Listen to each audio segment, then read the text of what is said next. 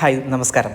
നമ്മളിന്ന് സംസാരിക്കാൻ പോകുന്ന വിഷയം നമ്മുടെ university of grant commission UGC പുതിയ റെഗുലേഷൻ കൊണ്ടുവന്നിട്ടുണ്ട്. PhD അഡ്മിഷനുമായി ബന്ധപ്പെട്ട് പുതിയ റെഗുലേഷൻ വന്നിട്ടുണ്ട്.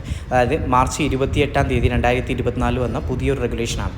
സാധാരണ നമ്മുടെ രാജ്യത്ത് PhD അഡ്മിഷൻ കിട്ടണമെങ്കിൽ ഒന്നെങ്കിൽ UGCയുടെ നെറ്റ്, അല്ലെങ്കിൽ UGC അല്ലെങ്കിൽ CSR നെറ്റ്, ഗേറ്റ്, അതുപോലെ സീഡ്, ഇത്തരത്തിലുള്ള എൻട്രൻസ് എക്സാമിനേഷൻസ് പാസ്സായി അത് കരസ്ഥമാക്കിയ ആളുകൾക്ക് അഡ്മിഷൻ കിട്ടുമായിരുന്നു. അതുപോലെ മറ്റ് വരുന്ന ആളുകൾ, ഇതിൽ പെടാത്ത ആളുകളാണെങ്കിൽ അവരെ സംബന്ധിച്ചിടത്തോളം അതാത് യൂണിവേഴ്സിറ്റികൾ കണ്ടക്ട് ചെയ്യുന്ന എൻട്രൻസ് എക്സാമിനേഷൻസ് ഉണ്ടായിരുന്നു.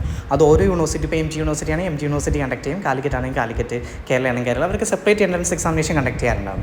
ഈ എൻട്രൻസ് എക്സാമിനേഷൻ്റെ റിസൾട്ട് ഈ റിസൾട്ട് ബേസ് ചെയ്തിട്ടും ആയിരുന്നു അവർ ഈ പറഞ്ഞ PhD പ്രോഗ്രാമിന് അഡ്മിഷൻ കൊടുത്തിരുന്നത്, ഈ നേരത്തെ പറഞ്ഞ കാറ്റഗറി അല്ലാത്ത ആളുകൾക്ക്. പക്ഷേ ഇനി മുതൽ ചെയ്യാൻ പോകുന്ന കാര്യം, അതായത് 2020 വന്ന NEP നാഷണൽ എഡ്യൂക്കേഷൻ പോളിസി പ്രകാരം അതിൻ്റെ 578th മീറ്റിംഗ് എന്ന് പറയുന്നത് മാർച്ച് 13 2024 കണ്ടക്ട് ചെയ്ത ആ മീറ്റിങ്ങിൽ പുതിയ റെഗുലേഷൻ സൈൻ ചെയ്യുന്നത്, അതായത് 2024-25 അധ്യയന വർഷം മുതൽ നെറ്റിൻ്റെ സ്കോറാണ് എന്തിനു വേണ്ടിയിട്ട് PhD അഡ്മിഷന് വേണ്ടിയിട്ടുള്ള ഏക മാനദണ്ഡമാക്കി മാറ്റുവാണ്. അതിനർത്ഥം എന്താണെന്ന് വെച്ച് കഴിഞ്ഞാൽ, നിങ്ങൾക്ക് നെറ്റ് ക്വാളിഫൈ ചെയ്താൽ ഒരു 1 ഇയറിനകത്ത് നെറ്റ് ക്വാളിഫൈ ചെയ്ത ആളുകൾക്ക് മാത്രമേ ഈ പറഞ്ഞ രീതിയിൽ ഇനി രാജ്യത്ത് PhD ചെയ്യാൻ പറ്റുള്ളൂ. അപ്പോൾ അതിനുള്ള നോട്ടിഫിക്കേഷനാണ് നേരത്തെ നമ്മളിപ്പോൾ സംസാരിച്ച നോട്ടിഫിക്കേഷൻ. അപ്പോൾ അതൊരു പബ്ലിക് നോട്ടീസായിട്ട് മാർച്ച് 27 2024 ഇഷ്യൂ ചെയ്തിട്ടുണ്ട്. അപ്പോൾ ആ പബ്ലിക് നോട്ടീസിൽ എന്തൊക്കെയാണ് പറയുന്നതെന്നും കൂടി നോക്കാം. കാരണം നമ്മൾ ശ്രദ്ധിക്കേണ്ട കാര്യം 2024-25 അഡ്മിഷൻ മുതലാണ് ഈ ഒരു റെഗുലേഷൻ ഈ UGC നടപ്പിൽ വരുത്തുന്നത്. അപ്പോൾ അതുകൊണ്ട് തന്നെ ഇപ്പം നിങ്ങൾ PhD അഡ്മിഷൻ നോക്കുന്ന വ്യക്തികളാണെങ്കിൽ, ഇപ്പോൾ ഏത് സ്ട്രീമിലായിക്കോട്ടെ നിങ്ങൾ ആ അഡ്മിഷൻ നോക്കുന്ന ആളുകളാണെങ്കിൽ തീർച്ചയായിട്ടും നിങ്ങൾ എഴുതേണ്ടത് national testing agency NTA conduct ചെയ്യുന്ന നെറ്റ് എക്സാമിനേഷനാണ്. നെറ്റ് എക്സാമിനേഷൻ സാധാരണ 2 കാറ്റഗറി മാത്രമേ ഉണ്ടായിരുന്നുള്ളൂ. ഒന്നെന്ന് പറഞ്ഞു കഴിഞ്ഞാൽ JRF പ്ലസ് അസിസ്റ്റൻറ്റ് പ്രൊഫസർ, ഈ രണ്ടും കിട്ടുന്ന രീതിയിലുള്ളത്. രണ്ടാമത്തെ കാറ്റഗറി JRF ഉണ്ടാവില്ല, അസിസ്റ്റൻറ്റ് പ്രൊഫസർ മാത്രം കിട്ടുന്ന കാറ്റഗറി ഉണ്ടായിരുന്നു. പക്ഷേ എന്നാൽ ഇനി മുതൽ ഇത് 3 കാറ്റഗറി ആയിട്ട് മാറാൻ പോവാം. 3 കാറ്റഗറി എന്ന് പറയുമ്പോൾ ശ്രദ്ധിക്കേണ്ട കാര്യം എന്ന് വെച്ചാൽ, നേരത്തെ ഉണ്ടായിരുന്ന 2 കാറ്റഗറി ഉണ്ട്, പക്ഷേ അതിൻ്റെ കൂടെ അഡീഷണൽ ആയിട്ട് എലിജിബിലിറ്റി ഫോർ PhD അഡ്മിഷൻ എന്നും കൂടി ചേരുകയാണ്. അതുപോലെ കാറ്റഗറി 1 അഡീഷണൽ ആയിട്ടും വരുന്നുണ്ട്. ആ കാറ്റഗറിയിലേക്കാണ് ഇനി നമ്മൾ കിടക്കാൻ പോകുന്നത്.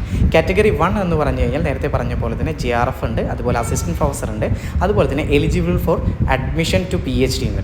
കാറ്റഗറി 2 എന്ന് പറയുമ്പോൾ JRF ഇല്ല, പക്ഷേ അസിസ്റ്റൻറ്റ് പ്രൊഫസറും എലിജിബിൾ ഫോർ അഡ്മിഷനും ഉണ്ട്, JRF ഇല്ലാത്ത കാറ്റഗറി. എന്നാൽ മൂന്നാമത്തെ കാറ്റഗറി എന്ന് പറഞ്ഞാൽ നിങ്ങൾക്ക് അസിസ്റ്റൻറ്റ് പ്രൊഫസറിൻ്റെ എലിജിബിലിറ്റി ഇല്ല, JRFും ഇല്ല, പക്ഷേ എന്തിന് എലിജിബിലിറ്റി ഉണ്ട്? PhDക്ക് എലിജിബിലിറ്റി ഉണ്ട്. അത് മൂന്നാമത് വരുന്ന കാറ്റഗറി. ഏറ്റവും ടോപ്പിൽ വരുന്നവർക്ക് JRF assistant professor eligibility for PhD admission. രണ്ടാമത് വരുന്ന കാറ്റഗറിക്ക് assistant professor eligibility for PhD admission. മൂന്നാമത്തെ കാറ്റഗറിക്ക് എന്ന് പറഞ്ഞാൽ ഈ പറയുന്ന PhD പ്രോഗ്രാമിലുള്ള അഡ്മിഷനുള്ള എലിജിബിലിറ്റി മാത്രമുള്ള കാറ്റഗറി ആയിട്ടാണ് മൂന്നാമത്തെ കാറ്റഗറി വരുന്നത്.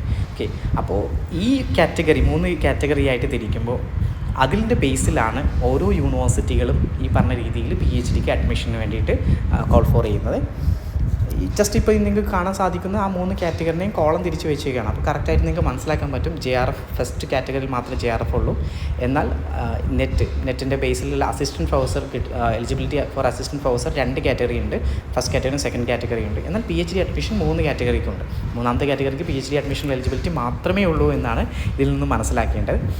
നോർമലി ഉണ്ടായിരുന്ന റൂൾ അനുസരിച്ച് JRF കിട്ടുന്ന കാൻഡിഡേറ്റിന് നമ്മുടെ 2022 റെഗുലേഷൻ പ്രകാരം, ഏറ്റവും അവസാനം വന്ന റെഗുലേഷൻ 2022 റെഗുലേഷനാണല്ലോ, PhDയുമായി ബന്ധപ്പെട്ട് വന്ന റെഗുലേഷൻ. ആ റെഗുലേഷൻ പ്രകാരം അതായത് ഏത് യൂണിവേഴ്സിറ്റിയിലാണ് നിങ്ങൾക്ക് അഡ്മിഷൻ കിട്ടേണ്ടത് ആ യൂണിവേഴ്സിറ്റിയുമായി ബന്ധപ്പെട്ട് അവിടുന്ന് ഡയറക്റ്റ് ഈ പറഞ്ഞ രീതിയിൽ ഇൻ്റർവ്യൂ കണ്ടക്ട് ചെയ്ത് ഡയറക്റ്റായിട്ട് അഡ്മിഷൻ എടുക്കാവുന്നതാണ്.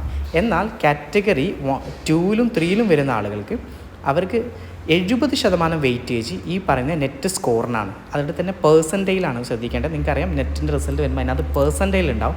ആ പേഴ്സൻറ്റേജ് സ്കോറിനാണ് 70% വെയിറ്റേജ് പറയുന്നത്. ബാക്കി 30% വെയിറ്റേജ് എന്ന് പറയുന്നത് ഇൻ്റർവ്യൂവിനാണ്. ഇൻ്റർവ്യൂ ആണോ അല്ലെങ്കിൽ വൈവേ ആണോ എന്താണ് അവിടെ കണ്ടക്ട് ചെയ്യുന്നത് യൂണിവേഴ്സിറ്റി, അതായത് യൂണിവേഴ്സിറ്റികൾക്ക് തീരുമാനിക്കാം.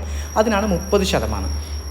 ഈ പറയുന്ന 70% ഈ ടെസ്റ്റ് സ്കോറിൽ വരുന്ന പേഴ്സൻറ്റേജ് സ്കോറിനും 30% വരുന്ന ഇൻ്റർവ്യൂവിന് കിട്ടുന്ന സ്കോറും, ഇത് രണ്ടിൻ്റെയും കൂടി കമ്പൈൻ ചെയ്തിട്ടാണ് ഇനി മുതൽ ഇന്ത്യയിലെ യൂണിവേഴ്സിറ്റികൾ PhDക്ക് വേണ്ടിയിട്ട് അഡ്മിഷൻ കൊടുക്കുന്നത്.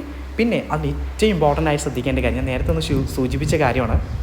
അതായത് mark obtained in the net by the candidate in the category 2 and 3 will be valid for a period of 1 year for the admission to PhD.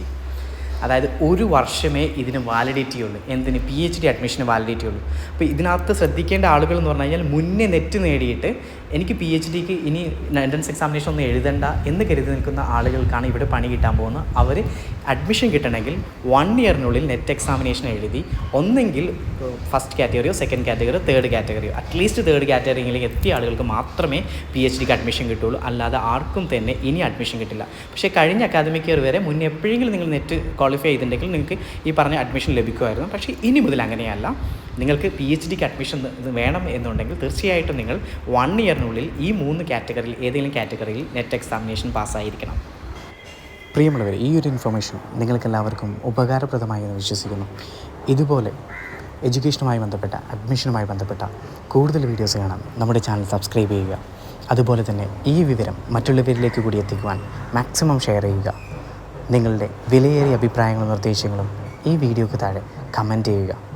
അപ്പോൾ എല്ലാവർക്കും നല്ലൊരു ദിവസം ആശംസിച്ചുകൊണ്ട് ഇന്നത്തേക്ക് ഇവിടെ വാങ്ങുന്നു. ഞാൻ ഹാരിഷ് പൂക്കോടൻ.